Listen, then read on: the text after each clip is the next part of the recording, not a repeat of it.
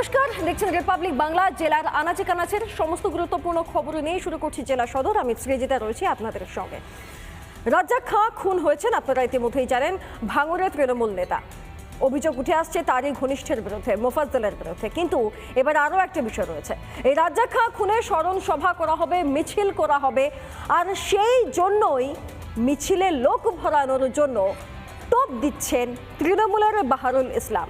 একেবারে শওকত মোল্লাকে পাশে বসিয়ে মালের টোপ দিচ্ছেন তিনি। অর্থাৎ টোপ দিয়েই কি তৃণমূল কংগ্রেসের মাঠ থেকে মিছিল সব ভরে?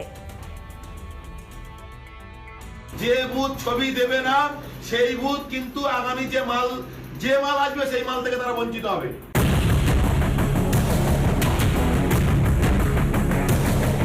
শুনলেন তো কি বলছেন জেলা পরিষদের কর্মাধ্যক্ষ বাহারুল ইসলাম। তৃণমূল বিধায়ক শওকত মোল্লার পাশে বসে এভাবে দিচ্ছেন মালের নিদান। মিছিলে লোক ভরাতে পারলেই জুটবে মাল, লোক জড়োর প্রমাণ দিলেই সরকারি সুবিধা, আর তা না হলে কোনো সরকারি সুবিধা মিলবে না। শওকত মোল্লাকে পাশে বসিয়ে খোলাখুলি বলছেন তৃণমূল নেতা বাহারুল ইসলাম। রাজ্জাক খুনে গ্রেপ্তারির দাবিতে ভাঙড়ে আগামীকাল মিছিল হবে তৃণমূলের। সেই প্রতিবাদী মিছিলে লোক ভরাতেই মালের নিদান জেলা পরিষদের কর্মাধ্যক্ষ বাহারুল ইসলামের। যে বুথ সবচেয়ে বেশি লোক বের করবে, ভিজে হোক আর মানে গা ভিজে হোক আর না ভিজে হোক, তাদের আমি আলাদা করে প্রাইজ দেবো। এই অবস্থায় বুথের লোক এক জায়গায় বের করে ছবি তুলে তারপর তোমরা রাস্তায় নামবে এবং শেষ পর্যন্ত লোকগুলো থাকানোর দায়িত্ব সেই নেতা। প্রত্যেকে কিন্তু ছবি দেবে। যে বুথ ছবি দেবে না সেই বুথ কিন্তু আগামী যে মাল আসবে সেই মাল থেকে তারা বঞ্চিত হবে।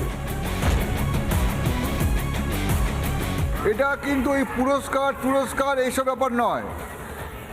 এটা হচ্ছে কালো করি মাখো তেল, সমস্ত কিছু মালামাল। তৃণমূল মালামালের খেলা খেলছে। আর এই যে মালামাল করতে গিয়ে জনগণকে হয়তো মাল ভাবছে, সে মাল কম পাবে, এ মাল বেশি পাবে। সাধারণ মানুষকে ভয় দেখিয়ে, সাধারণ মানুষের স্বতঃস্ফূর্ত আগমন না করিয়ে, জোর জবরদস্তি প্রলোভন দেখিয়ে আজকে ধিক্কার মিছিল করতে হচ্ছে, স্মরণ সভা করতে হচ্ছে তৃণমূল কংগ্রেসের।